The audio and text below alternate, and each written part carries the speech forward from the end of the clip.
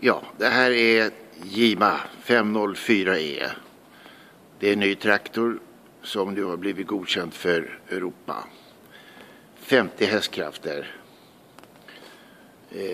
Rejäl lastare som vi kan se här. Mycket välgjord och bra infästningar.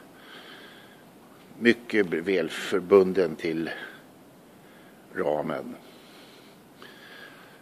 Hytten. Bra sikt överallt. LED-belysning på taket. Bra defrostersystem uppe i taket inne i hytten. 4 utgångar. 2 bak, 2 fram. Enkel och bra att komma in. Utomordentliga fotsteg.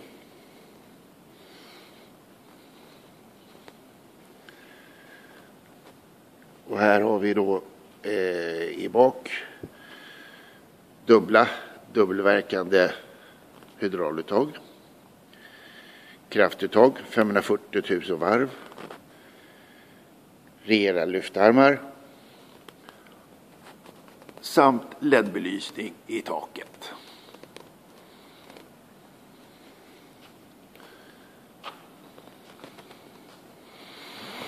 Den här sidan är inte så mycket annorlunda än den andra förstås.